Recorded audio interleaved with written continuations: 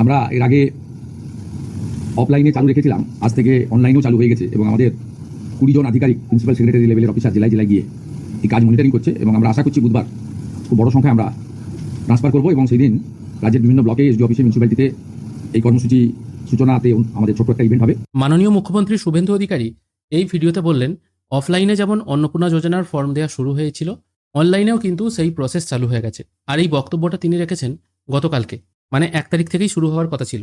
কিন্তু এখনও পর্যন্ত অন্নপূর্ণা যোজনার যে অফিসিয়াল ওয়েবসাইট আছে সেখানে কিন্তু কোনো আপডেট নেই। শুধুমাত্র বাংলা, ইংরাজি এবং হিন্দি যে ফর্ম আছে এই ফর্মগুলোই ডাউনলোড হচ্ছে। ট্র্যাক অ্যাপ্লিকেশন স্ট্যাটাস এবং অন্নপূর্ণা যোজনা পোর্টাল বলে যে পার্টগুলো করা আছে, এখানে মাউস ক্লিক করলেও কিন্তু কাজ হচ্ছে না। অপরদিকে অন্নপূর্ণা যোজনার যে একটি নোটিশ বেরিয়েছিল 19/5/2026-এ, এখানেও দেখুন 4 নম্বর পয়েন্টে মেনশন করা ছিল 1 জুন 2026 থেকে যারা নতুন আবেদনকারী আছেন, মানে যারা আগে হয়তো লক্ষ্মীর ভাণ্ডার পেতেন না, এখন ফার্স্ট টাইমের জন্য অন্নপূর্ণা যোজনায় আবেদন করবেন। দেখুন বলা হয়েছে ফর নিউ অ্যাপ্লিক্যান্টস, ঠিক আছে, তাদের কিন্তু অন্নপূর্ণা যোজনায় আবেদন করা যাবে 1 জুন থেকে অনলাইনের মাধ্যমে। এখানে কিন্তু বলা হয়েছিল, কিন্তু আজকে অলরেডি 2 তারিখ হয়ে গেছে, এখনও পর্যন্ত কিন্তু কোনো খবর নেই। তবে এখানে আপনাদের জানিয়ে রাখি, socialregistry.wb.gov.in এরকম একটি ওয়েবসাইট কিন্তু চালু করা হয়েছে, যেখানে দেখা যাচ্ছে, এখানেও লেখা আছে দেখুন, পশ্চিমবঙ্গ সরকার, government of West Bengal, Annapurna যোজনা। এখান থেকে কিন্তু রেজিস্ট্রেশন করার অপশন দিচ্ছে, কিন্তু এখানে রেজিস্ট্রেশন করতে গেলে মোবাইল নাম্বার, পাসওয়ার্ড এবং ক্যাপচা পুট করে সেন্ড ওটিপি করতে হচ্ছে। এবার আপনার কাছে ফোন নাম্বার থাকলেও আপনার কাছে তো পাসওয়ার্ড নেই। এই পাসওয়ার্ড যদি আপনাকে সার্চ করতে হয় তাহলে ফরগেট পাসওয়ার্ড করতে হবে।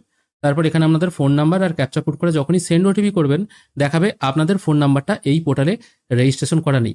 তাহলে এই পোর্টালটা কাদের জন্য? এটাও একটা সরকারি পোর্টাল, কারণ wb.gov.in এটা লেখা আছে। এবার এই পোর্টালটা কাদের জন্য? এটা হচ্ছে তাদের জন্য যারা অফলাইনে ফর্ম জমা দিয়েছে এবং সেই ফর্মগুলো ডাটা এন্ট্রি অপারেটররা এন্ট্রি করবে এই পোর্টালের মাধ্যমে। এখানে প্রত্যেক ডাটা এন্ট্রি অপারেটরকে হয়তো তাদের নিজস্ব ফোন নাম্বার এবং পাসওয়ার্ড ক্রিয়েট করে দেওয়া হয়েছে। এখানে তারা ওটিপির মাধ্যমে ঢুকে লগ ইন করে প্রত্যেক মানুষ যারা অফলাইনে ফর্ম জমা দিয়েছে তাদের ফর্মগুলো হয়তো এন্ট্রি করতে পারবে এখান থেকে। কিন্তু সাধারণ মানুষের জন্য এখনো পর্যন্ত কিন্তু কোনো পোর্টাল চালু করা হয়নি। সাধারণ মানুষ এই পোর্টালের লগ ইন আইডি, পাসওয়ার্ড কিন্তু পাবে না। তবে অনুমান করা হচ্ছে এই পোর্টালেই হয়তো ইন্ডিভিজুয়াল রেজিস্ট্রেশন বলে একটি অপশন দেবে, এখান থেকে কিন্তু করা যাবে। এবার গত 3 দিন ধরে অফলাইনের মাধ্যমে বিভিন্ন ক্যাম্প থেকে যে ফর্মগুলো দেওয়া হয়েছিল, সেই ফর্মগুলো হয়তো এবার অনলাইনে এন্ট্রি করা শুরু হবে। সেই ফর্ম যখনই এন্ট্রি হবে এবং সেই ফর্ম ভেরিফাই হয়ে যখন অ্যাপ্রুভ্যাল পেয়ে যাবে, সেই ফর্মের টাকাগুলো আগামীকাল অর্থাৎ 3 তারিখে দেওয়া হবে। এবার এতদিন কিন্তু অফলাইনের মাধ্যমে বহু মানুষ বহু জায়গায় বহু ফর্ম জমা দিয়েছেন।